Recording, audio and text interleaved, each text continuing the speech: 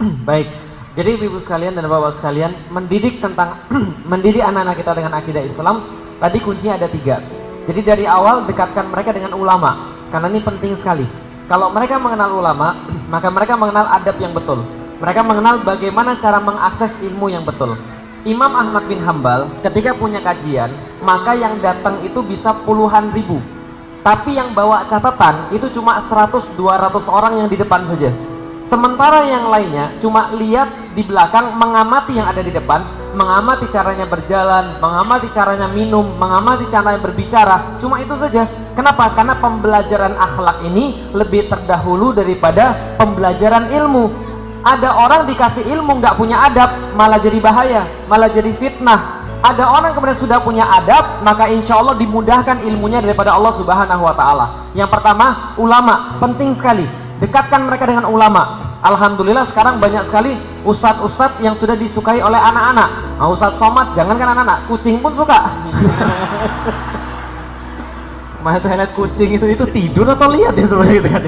Jadi Masya Allah. Nah jadi ini adalah kemudian yang pertama. Yang kedua saya tegaskan lagi, sejarah. Jadi seorang ibu ini harus pintar mendongeng buat anak-anaknya, harus pintar mengisahkan buat anak-anaknya. Karena menurut penelitian yang ada di Inggris, kisah-kisah itu diingat anak-anak sampai mati. Jadi kisah-kisah itu diingat anak-anak sampai mati. Berarti ibu-ibu harus cari kisah-kisah yang Islami, kemudian ceritakan pada anak tanpa ibu sadari, dia sudah simpen di sini.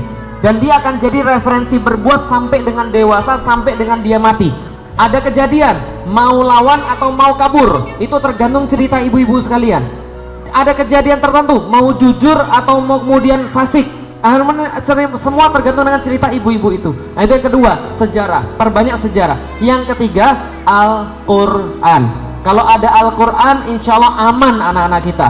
Mulai dengan menyukai, lalu kemudian mulai membaca, mulai menghafalkan, lalu kemudian mulai untuk bertadabur dengan Al-Quran tadi. Insya Allah Al-Quran itu akan membimbing anak-anak kita untuk ke arah yang benar insya Allah. Jadi ini di zaman sekarang memang agak sulit, tapi harus dimulai dengan sekarang. Yang kedua, jangan sendiri-sendiri mulainya, mulai secara berjamaah. Ini adalah pesan yang pengen kita kirim ke seluruh Indonesia, bahkan kita kirim ke seluruh dunia, bahwasanya orang-orang itu kalau berbuat baik jangan sendirian.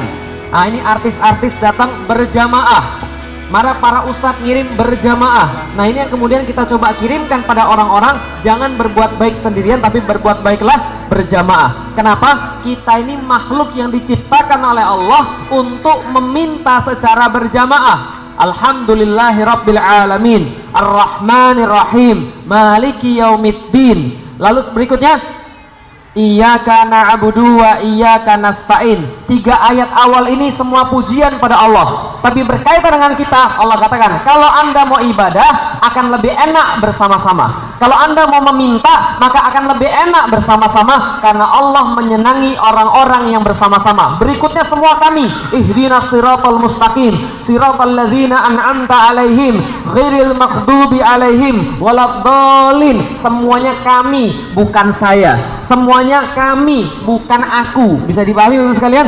Berjamaah. Insya Allah itu kunci untuk mendapatkan ilmu daripada Allah, dan mudah-mudahan Allah senantiasa membimbing kita. Wallahu a'lam bishawab.